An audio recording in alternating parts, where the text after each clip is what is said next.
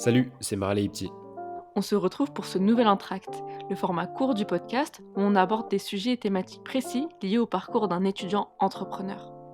Alors si t'es étudiant et que t'es passionné par l'entrepreneuriat, cet épisode est fait pour toi. Salut, c'est Ipchi. Comme promis dans l'épisode Entreprendre, étudier ou travailler, je vous avais dit que je vous ferais part des grandes erreurs que j'ai faites quand j'étais diététicienne nutritionniste il y a environ 2 ans.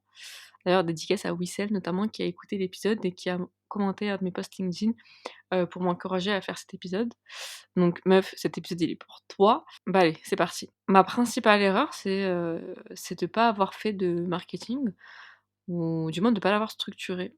Et donc chaque petite erreur de cette aventure entrepreneuriale découle en fait d'un aspect du marketing que je n'ai pas travaillé. Enfin des différents aspects du marketing que je n'ai pas travaillé.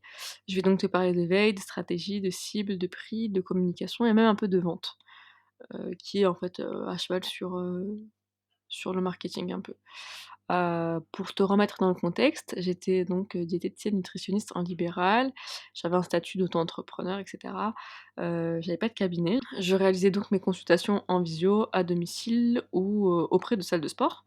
Je poursuivais en parallèle des études en nutrition sportive. D'ailleurs, bah, en vrai, si tu veux en plus savoir sur mon parcours, j'en parle dans mon épisode d'Entre nous. Je te mets le P en barre d'infos si tu veux aller l'écouter. Cet épisode, il te donne déjà un petit aperçu, donc si à la fin il t'aura plu, n'hésite pas à aller écouter cette EP.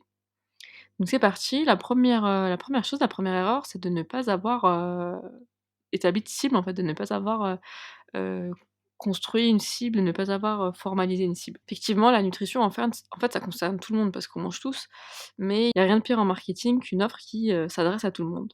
Il aurait donc fallu que je prenne un segment de toute cette population et que je constitue mon offre et ma communication pour ce segment. Pour cette cible. Avec le recul, bah, moi personnellement, je l'aurais fait pour, des femmes actives de plus de 25 ans, avec un salaire, plus que enfin correct, voire plus que correct, du moins qui lui permet, un salaire qui permet justement de se payer des consultations diététiques, qui pour rappel ne sont pas remboursées par l'assurance maladie, mais qui peuvent être, prises en charge par, la mutuelle, selon ton contrat. Donc en gros, il aurait fallu quelqu'un qui ait en vérité la capacité d'avancer ces frais-là. Ensuite, la seconde erreur, c'est, de ne pas avoir construit de stratégie de communication et de ne pas avoir, fait de calendrier éditorial. Je postais sur Insta selon mes envies, mais c'était pas suffisant en fait, clairement. Et puis, comme j'avais pas de cible, le contenu, bah, n'avait ni queue ni tête en fait. Enfin, il y avait pas de fil d'Ariane plutôt. Et en plus de ça, troisième erreur, j'étais pas régulière, donc très difficile d'avoir, des leads, si on devait parler en langage commercial, du moins d'avoir des patientes, des personnes qui sont intéressées par mon offre.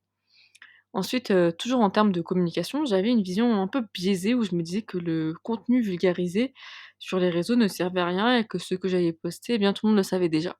Bonjour le syndrome de l'imposteur, hein, clairement. Sauf que, bah, pas du tout en fait. Et d'ailleurs sur ce sujet, c'est souvent le contenu le plus vulgarisé, le plus pratico-pratique qui fonctionne. On n'est pas là pour assister, sur Insta à un cours magistral, donc en fait, c'était pas très fut-fut. Et enfin, pour en finir avec la notion de communication et enquiller sur celle de prix, l'erreur suivante est que j'ai pas assez communiqué sur mon offre, en fait. Il faut vraiment pas avoir peur de dire ce qu'on vend, à quel prix et cetera et ça, en fait, je l'ai pas assez fait et en vrai, faut pas hésiter à le faire, je sais pas, toutes les semaines, en fait, tu vois, limite.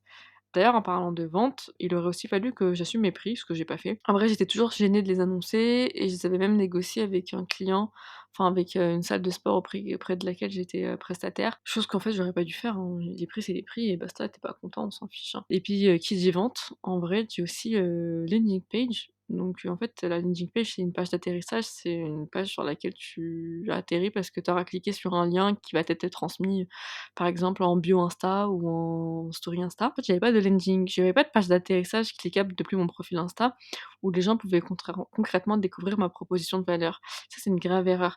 D'ailleurs, si tu es diète et que tu m'écoutes, bah, en fait, arrête de renvoyer tes abonnés vers ton site web, vers ta homepage, vers ta page d'accueil. Genre, c'est vraiment pas le truc à faire, je vais t'expliquer pour moi. Pourquoi? Ce qu'il faudrait faire, en fait, c'était une page d'atterrissage avec un qui annonce, en fait, concrètement quelle est ta proposition de valeur, avec à la fin un bouton, cliquable d'appel à l'action pour prendre rendez-vous avec toi concrètement. En fait, on s'en fiche d'avoir sur les homepages, on voit genre, «Salut, je m'appelle, Marguerite et j'ai fait un BTS diététique, j'ai 24 ans», machin, on s'en fiche complètement, genre vraiment c'est pas ça qu'on veut avoir comme information en premier.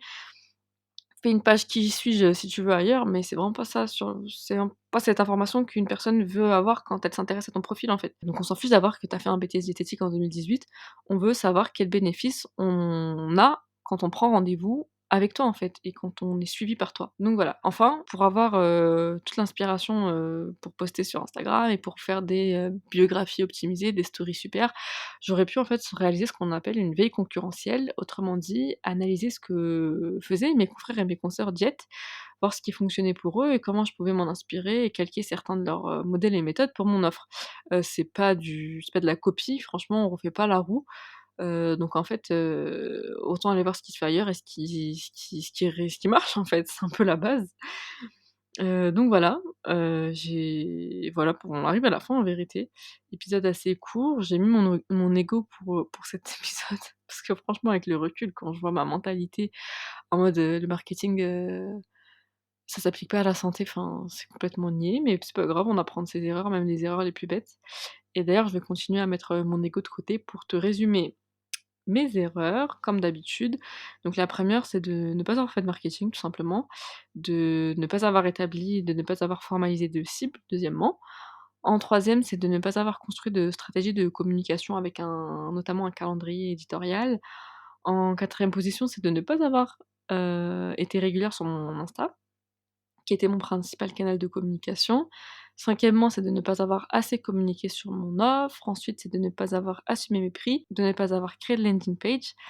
Huitièmement, c'est de penser que la vulgarisation ne servait à rien. Et enfin, la dernière, c'est de ne pas avoir fait de benchmark, de veille concurrentielle. Donc voilà, si tu veux discuter d'offres, de marketing, et cetera, je suis disponible pour répondre à tes questions. N'hésite pas à m'envoyer un message sur mes réseaux qui sont répertoriés comme d'habitude en barre d'infos.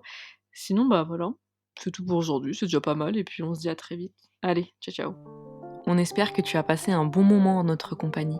Si c'est le cas, n'hésite pas à parler du podcast autour de toi et à nous laisser une note sur ta plateforme d'écoute. On adore échanger avec nos auditeurs, donc si t'en as envie, t'as nos réseaux sociaux en description. Et on te dit à très vite pour un prochain épisode.